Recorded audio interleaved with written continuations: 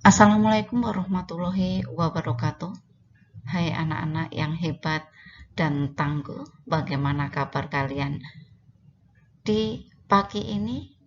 Semoga kalian dalam keadaan sehat, bahagia, tentunya selangkah lebih maju untuk kita. Senang sekali dalam kondisi saat ini kalian tetap semangat untuk belajar, tetap berbakti kepada orang tua, tetap peduli terhadap sesama, dan tetap menjalankan ibadah sesuai dengan keyakinan kalian. Mari kita selalu berdoa dan tetap patuhi protokol kesehatan, olahraga, istirahat yang cukup, serta mengkonsumsi makanan bergizi.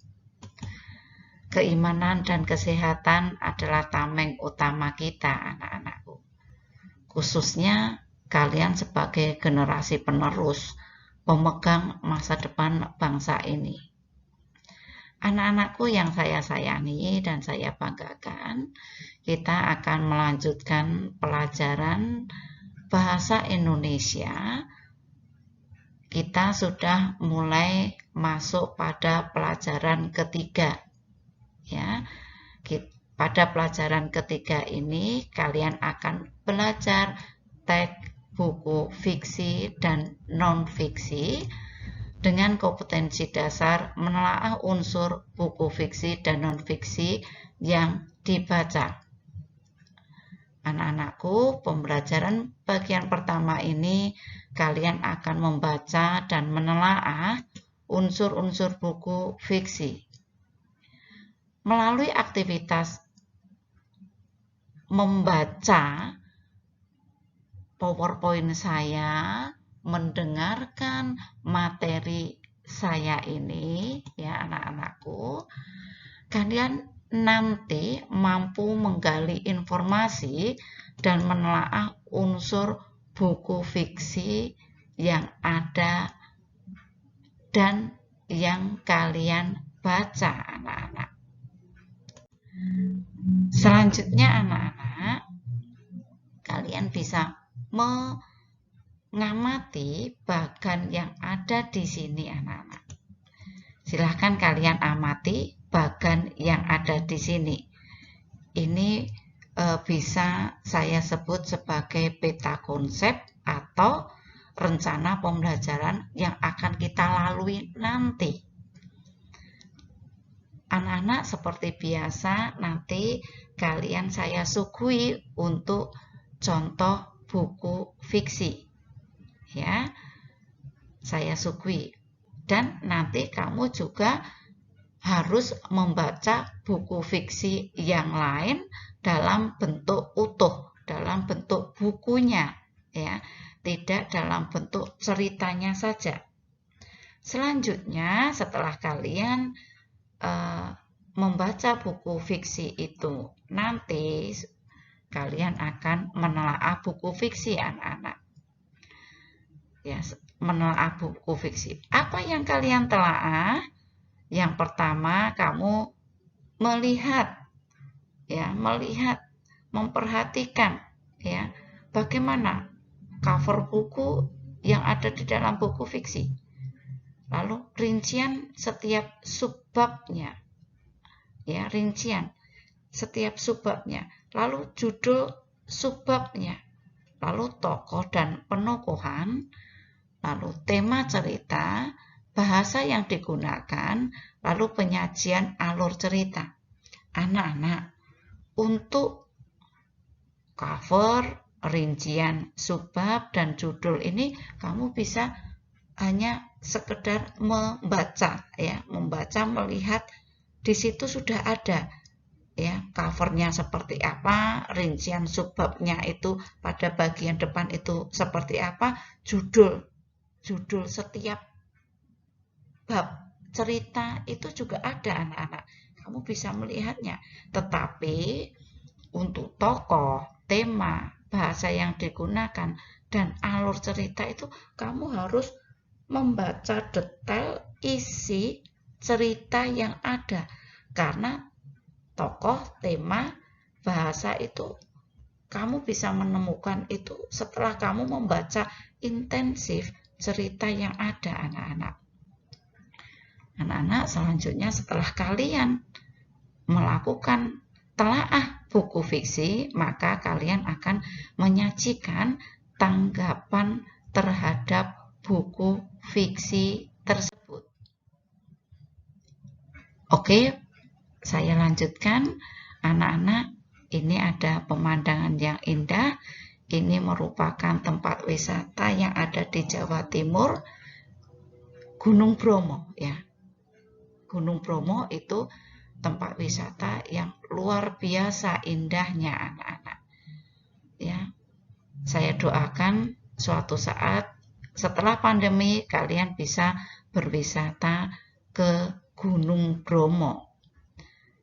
Anak-anak, pada bagian ini nanti kalian akan membaca teks fiksi ya. Hanya membaca isi kutipan teks fiksi. Jadi saya belum bisa menampilkan buku secara utuhnya ya, anak-anak. Ini hanya memberikan gambaran apa toh yang dimaksud dengan teks fiksi gitu. Begitu ya, anak-anak. Anak-anak, ini adalah kutipan contoh teks fiksi. Silahkan kalian membaca sebentar.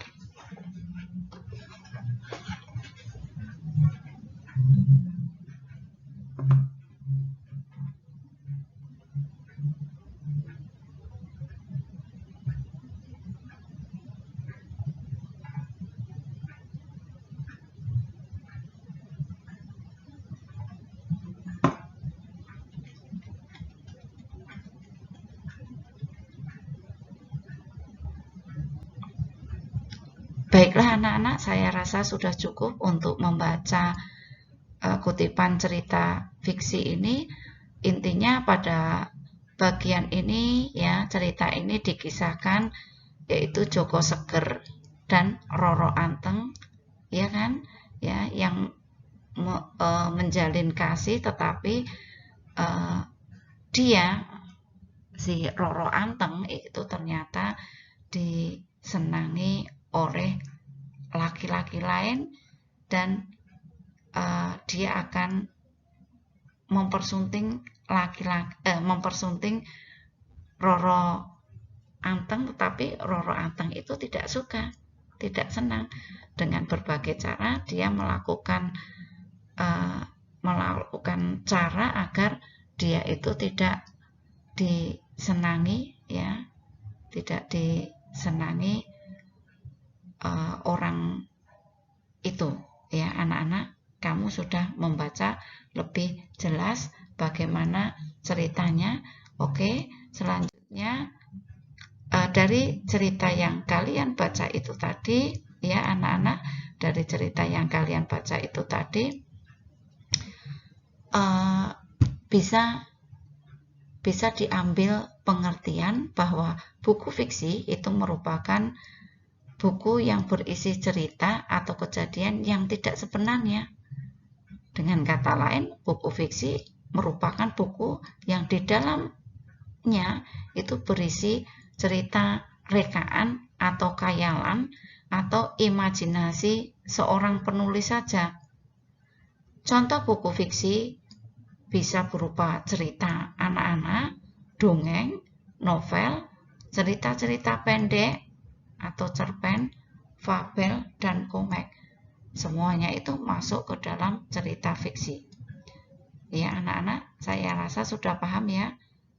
Anak-anak, kita lanjutkan untuk ciri buku fiksi ya. Cerita fiksi itu merupakan karangan non-ilmiah, anak-anak, yang berasal dari imajinasi penulis. Sehingga salah satu ciri-ciri cerita fiksi biasanya tidak benar-benar terjadi dan tidak didasarkan fakta maupun realita, anak-anak. Meskipun banyak pengarang yang menyebutkan bahwa kisah yang ia tulis berdasarkan pengalaman, namun tentu saja cerita yang dikembangkan di dalamnya sesuai dengan imajinasinya. Kita ambil contoh misalnya kisah tentang dunia sihir yang sangat terkenal. Saya yakin kalian sudah familiar sekali cerita-cerita novel dari kisah sihir Harry Potter, ya kan? Saya yakin kalian sudah mengenalnya, anak-anak. Sehingga karena hal seperti itu, maka ciri-ciri buku fiksi itu yang pertama memiliki kebenaran relatif dan tidak mutlak. Ya. Jadi kebenarannya itu tidak benar-benar benar gitu loh. Lalu yang kedua, ceritanya bersifat rekaan atau imajinasi. Lalu yang ketiga, fiksi itu menyasar pada emosi dan perasaan pembaca. Terkadang pembaca itu hanyut dalam cerita yang ada di dalam cerita fiksi itu. Ya. Emosi pembaca itu terbawa ketika membaca cerita itu. Kadang ketika kamu membaca itu bisa meneteskan air mata, bisa tersenyum sendiri. Itu tandanya bahwa perasaan kamu itu terbawa di dalam cerita-cerita yang disajikan di dalam teks fiksi itu. Berikutnya, karya fiksi itu memiliki karya fiksi itu tidak memiliki sistematika penulisan yang baku. Jadi, sistematika penulisan dalam cerita fiksi itu tidak baku. Boleh kamu itu menggunakan model yang lainnya, ya. Lalu yang kedua, fiksi adalah cerita yang mengandung pesan moral atau amanat tertentu. Di dalam cerita fiksi itu ada cerita moralnya, ya. Ya, cerita moral. Baik itu secara eksplisit maupun implisit. Berikutnya menampilkan sudut pandang yang berbeda. Anak-anak, karya fiksi itu bisa berupa novel, anak-anak. Novel itu apa? Novel itu merupakan sebuah cerita fiksi yang menceritakan seorang tokoh utama yang hidupnya dipenuhi oleh pro dan kontra dalam ceritanya. Mulai dari awal hingga akhir novel memiliki klimaks dan penyelesaian sebuah masalah. Ya, anak-anak. Lalu ciri novel itu apa? Ciri novel itu tidak bisa dibaca sekali duduk. Plotnya mengarah ke insiden atau kejadian jamak, lebih dari satu masalah yang dihadapi oleh tokoh-tokohnya. Lalu watak tokoh itu dilakukan pengembangan secara penuh. Dimensi ruang dan waktu yang lebih luas, ceritanya lebih luas dan bisa mencapai keutuhan secara inklusi. Kamu bisa melihat novel-novel dari Terelie itu, ya, Matahari misalnya. Lalu kamu bisa membaca novel yang cukup terkenal itu 99 Cahaya di Langit Eropa. Di perpustakaan ada, anak-anak. Lalu Bulan Terbelah di Langit Amerika. Ini novel-novel yang bagus yang perlu kalian baca, ya. Itu nanti kalian bisa membedakan antara novel dengan cerita yang lain, terutama bisa sangat membedakan antara novel dan cerpen, ya. Lalu yang kedua adalah roman, anak-anak. Roman itu merupakan cerita fiksi yang menceritakan kehidupan seseorang atau beberapa tokoh mulai dari lahir hingga kematiannya. Cerita roman biasa memiliki banyak hikmah dan cenderung mengarah pada cerita klasik, ya. Banyak jenis bacaan roman yang dapat kalian temui, seperti roman percintaan, ya. Di sana ada Siti Nurbaya ya, ada Siti Nurbaya. Ini cerita roman yang sudah lama tetapi sangat bagus untuk dibaca. Lalu mungkin kalian kenal cerita Sidul Anak Jakarta ya. Itu juga merupakan contoh roman remaja anak-anak. Berikutnya ada cerpen. Ya, cerpen itu merupakan karya fiksi dengan cerita yang lebih pendek dan lebih padat dibandingkan novel dan roman. Anak-anak, cerita tadi Legenda Gunung Bromo itu bisa masuk ke dalam cerpen anak-anak ya. Cuma itu menggunakan model atau jenis cerita lama ya. Kalau cerpen itu ceritanya cerita yang sudah baru gitu. Ciri-ciri cerpen itu biasanya ceritanya itu pendek, bisa dibaca dalam sekali duduk. Plotnya mengarah hanya kepada satu insiden atau kejadian tunggal. Watak tokoh tidak dikembangkan secara penuh. Apabila tokoh itu baik, maka hanya kebaikan saja yang diceritakan, sedangkan sifat lainnya tidak ya. Lalu berikutnya dimensi ruang dan waktunya terbatas. Jadi maksudnya dimensi ruang itu latarnya itu hanya di situ saja, terbatas. Ceritanya lebih berisi, lalu memusat dan mendalam, mencapai keutuhan secara eksklusif ya anak-anak. Lalu unsur-unsur cerita fiksi itu sama dengan unsur intrinsik yang telah kalian pelajari pada di kelas 7 itu ya. Saya hanya sedikit mengulang berkaitan dengan unsur cerita fiksi. Itu ada tema, ada plot, ada alur, setting, tokoh, sudut pandang, dan suasana. Jadi materi seperti ini sudah kalian dapatkan di kelas 7. Saya akan sedikit mengulang ya. Hanya pokoknya saja. Tema itu adalah ide pokok yang mendasari seluruh cerita yang ada. Sedangkan plot ya, plot itu merupakan dasar cerita atau pengembang fiksi. Ya, plotnya, alurnya ya. Plot merupakan dasar cerita atau pengembang fiksi. Jadi nanti pada kesempatan ini untuk kalian plot dan alur itu saya samakan ya. Sebenarnya ada perbedaan berkaitan dengan plot dan alur ya.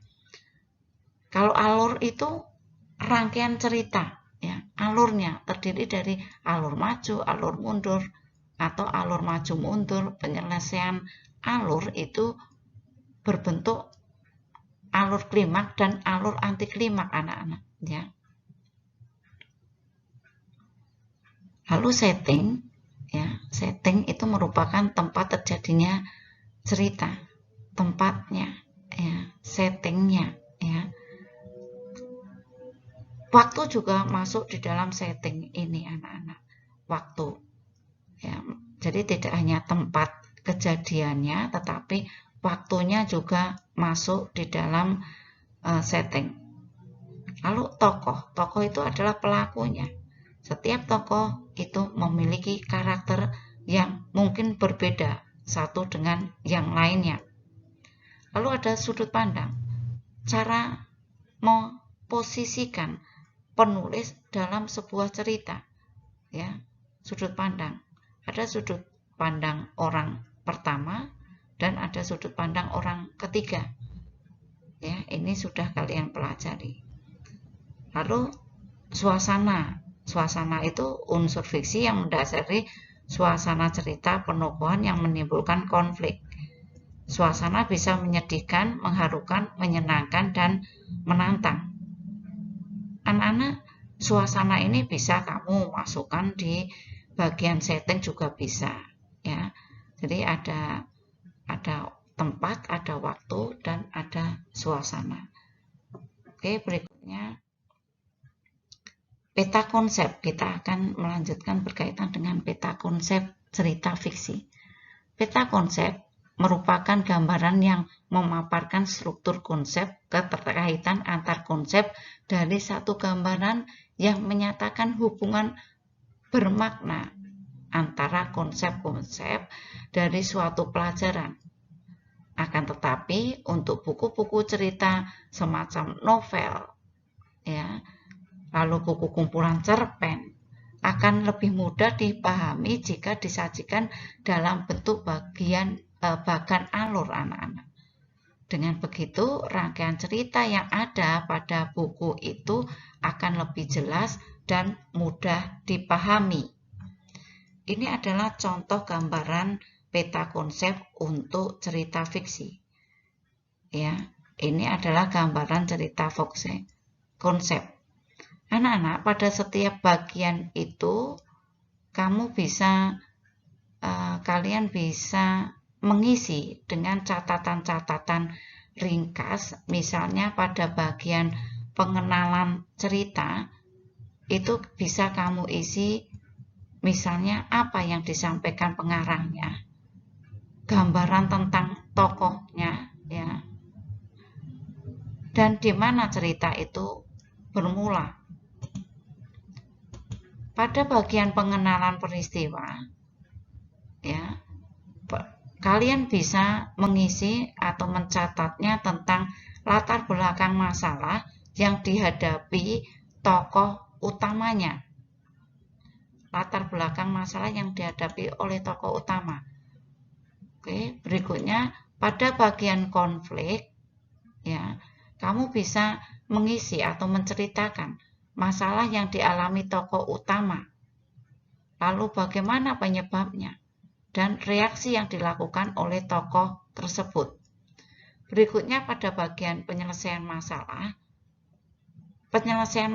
apa yang disampaikan dalam cerita itu, ya, yang ditawarkan dalam cerita itu. Lalu berikutnya penutup cerita. Bagaimana seorang penulis itu menutup cerita di dalam bukunya. Oke, lanjutnya anak-anak, materi berikutnya adalah menanggapi teks cerita fiksi. Anak-anak, dalam menyajikan tanggapan terhadap isi buku fiksi dapat dilakukan dengan mengajukan beberapa pertanyaan terhadap unsur-unsur buku tersebut. Dan jawaban dari pertanyaan tersebut dapat dibangun menjadi komentar isi buku. Adapun contoh pertanyaan, ya, untuk menanggapi teks cerita fiksi itu bisa misalnya bagaimana judul dan tema dikembangkan. Apakah ada keunikan dalam pengembangan judul itu? Ya, maksudnya pengembangan cerita yang ada di sana. Lalu bagaimana pengarang itu mengembangkan latar cerita? Lalu bagaimana pengarang itu mengembangkan tokoh dan watak tokoh? Lalu bagaimana pilihan kata yang digunakan pengarang ketika mengembangkan cerita? Lalu apakah kalimat-kalimat yang digunakan pengarang itu memiliki keunikan dan kekuatan dalam membangun cerita anak-anak? Nah, itu cara untuk menanggapi teks cerita. Selanjutnya, kalau kamu bisa melihat contoh tanggapan isi buku ini anak-anak. Silahkan kalian baca sebentar.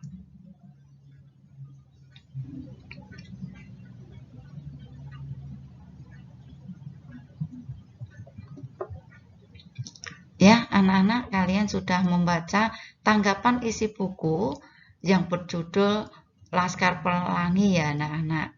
Andrea Hirata, saya yakin kalian sudah pernah mendengar cerita ini. Nah, tanggapan isi buku itu semacam ini. Tentunya ketika kamu mau menanggapi harus membaca teksnya terlebih dulu, anak-anak. Ya, begitu anak-anak paham ya. Oke, anak-anak. Setelah kalian memahami apa yang saya sampaikan tadi, ya, setelah kalian memahami dan untuk mengukur pemahaman kalian, ya, untuk mengukur pemahaman kalian, cobalah kalian membaca cerpen Hukuman Manis buat Arya pada buku paket Bahasa Indonesia halaman 251 sampai 254. Lalu silahkan kalian buat peta konsep isi buku, ya. Jadi seperti yang di atas peta konsepnya, kalian akan menuliskan setiap bagian yang ada itu dengan intinya saja, ya. Setiap bagian itu kamu tulis inti-inti bagian itu, ya. Lalu berdasarkan hasil membacamu, buatlah tanggapan juga. Jadi kalian menanggapi buku fiksi yang telah kalian baca. Anak-anak, untuk refleksi pembelajaran di pagi hari ini, silakan ungkapkan rasa kalian melalui gambar ini, ya, gambar-gambar ini. Silakan kalian ungkapkan, ya. Jika kamu mengungkapkan ini berarti kamu pusing, berarti kamu belum memahami apa yang kalian pelajari, maka tanyakan apa masalah kalian, ya. Mungkin terlalu berat apa yang saya sampaikan, ungkapkan rasa kalian pada saya juga, ya, gitu. Lalu silahkan kalian tuliskan refleksi ini di buku tulis kalian, ya anak-anak. Lalu yang kedua, tuliskan apa yang sudah kalian pelajari. Tulis apa yang kamu pelajari di hari ini. Silahkan kalian tuliskan. Lalu hal apa yang sudah kalian kuasai dari materi ini? Apa saja yang kalian kuasai, kalian tuliskan. Inti-intinya saja, tidak jabaran materinya, bukan jabaran materi, tapi intinya. Lalu bagian apa yang menjadi kendala kalian dalam belajar materi ini? Ketika kalian menemukan kendala ini, silahkan kalian sampaikan kepada saya untuk mengkaji lagi pertemuan yang akan datang, ya. Jadi masalah kalian nanti akan saya bantu selesaikan pada pertemuan berikutnya, anak-anak. Begitu anak-anak, ada pertanyaan, ya. Kalau tidak ada pertanyaan atau jika ada pertanyaan, silahkan kalian tuliskan di grup Telegram yang kita gunakan, anak-anak. Anak-anak, informasi untuk pembelajaran pertemuan berikutnya tentang kebahasaan buku fiksi. Jadi masih belajar berkaitan dengan buku fiksi. Untuk itu persiapkan diri kalian untuk mempelajari berkaitan dengan kebahasaan buku fiksi. Itu sebenarnya sudah ada di buku paket Bahasa Indonesia halaman 246, anak-anak. Anak-anak yang saya sayangi dan yang saya banggakan, demikian tadi materi pada kesempatan ini. Kalian telah mempelajari contoh fiksi, pengertian fiksi, ciri buku fiksi, dan macam buku fiksi. Terima kasih, kalian tetap semangat belajar untuk menuju peradaban yang lebih baik, ya. Orang bijak itu belajar ketika mereka bisa. Orang bodoh belajar ketika mereka itu terpaksa. Anak-anakku, ketika orang lain meragukanmu, yang harus kamu lakukan adalah percaya pada dirimu sendiri dan buktikan, ya, kemampuan kalian. Begitu anak-anak, saya akhiri pembelajaran pada kesempatan ini. Akhir kata dari saya, wassalamualaikum warahmatullahi wabarakatuh.